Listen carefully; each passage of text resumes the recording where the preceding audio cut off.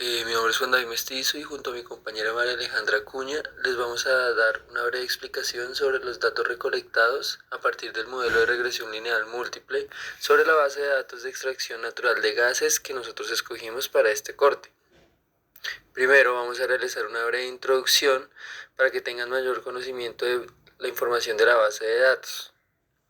En el presente estudio se analiza el estado actual de los procesos de extracción gasífera en América, más especificado en Colombia, Brasil, Perú, Estados Unidos y Ecuador, en donde se realizó un modelo de regresión múltiple en donde se trabajaron variables exógenas, ingresos operativos y endógenas, las cuales son los activos y pasivos totales de cada una de las empresas.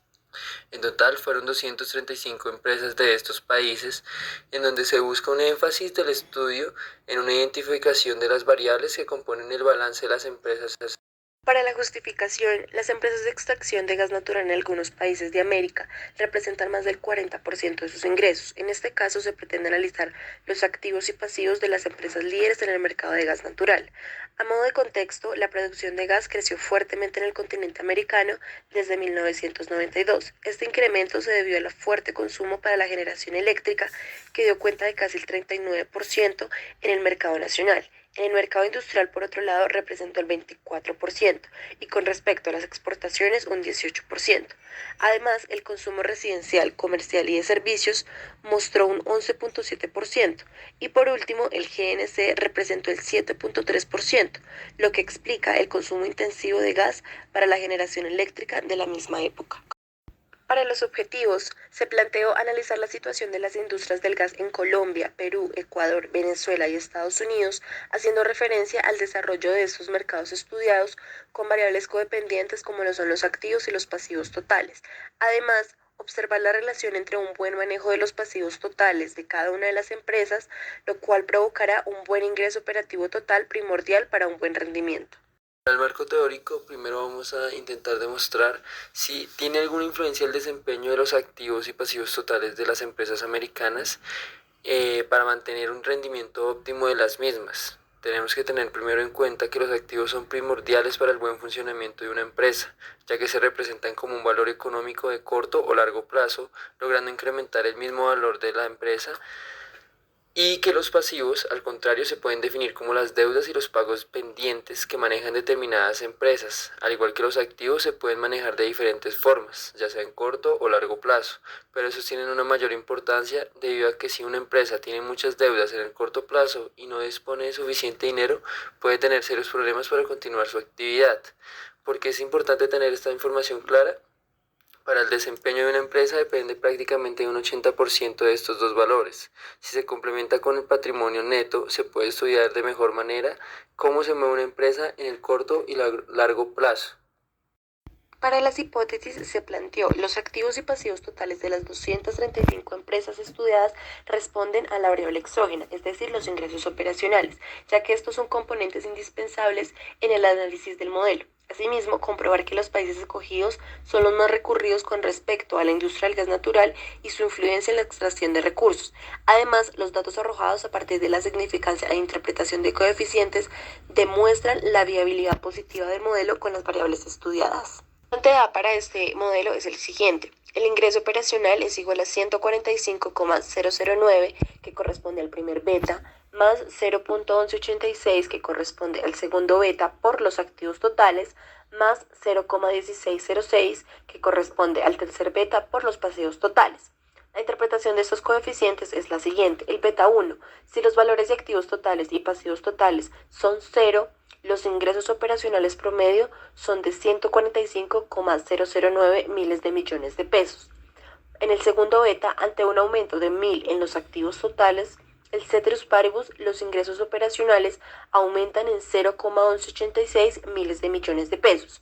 Y por último, para el beta 3, ante un aumento de 1000 millones de pesos de los pasivos totales, el ceteris paribus, los ingresos operacionales aumentarán en 0,1606 miles de millones de pesos. Hay que tener en cuenta que la unidad de medida en este modelo son miles de millones de pesos.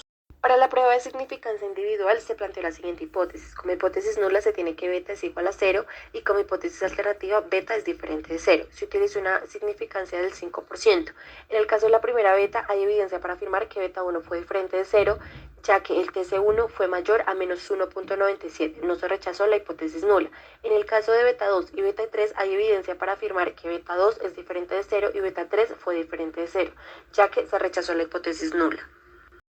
Para la prueba de significancia global se planteó la siguiente hipótesis. Hipótesis nula, beta 2 es igual a beta 3 igual a 0.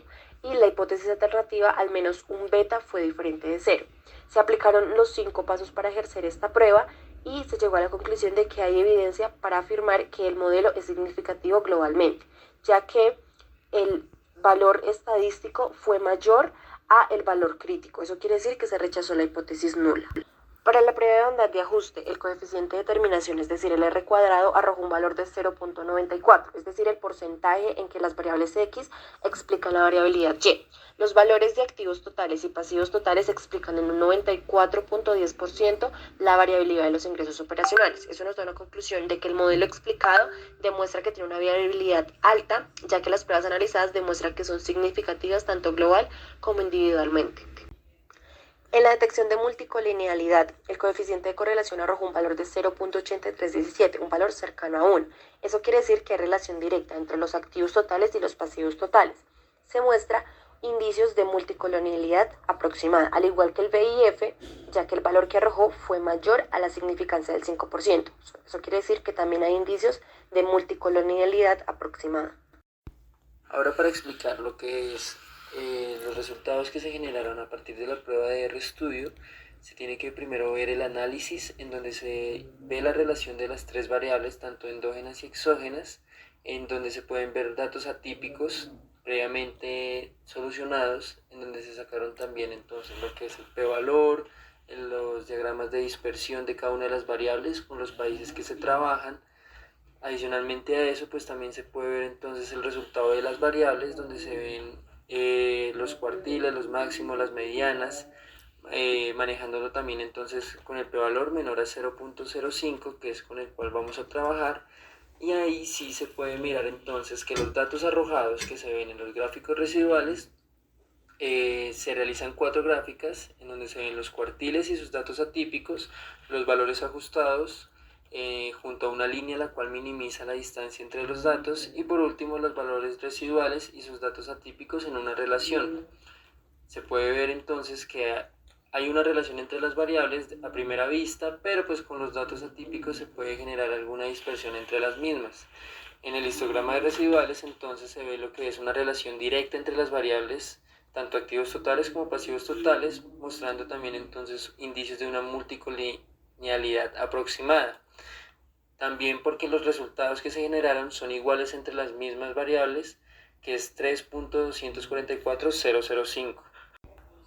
Posteriormente a eso entonces se genera el mismo proceso, pero eliminando de la base de datos los valores atípicos, en donde en las gráficas se puede evidenciar que ahora hay mejor relación entre las variables, donde al haber trabajado con los logaritmos se genera un sesgo a la izquierda, pero se mantienen los datos entre el 0 y el 2, generando entonces que la multicolinealidad dé igualmente los mismos datos, 8.49286, tanto en los logaritmos naturales de los activos como de los pasivos, mostrando entonces unos indicios de la multicolinealidad aproximada, dando resultado a que sí hay una relación entre las variables como se había planteado desde la primera hipótesis.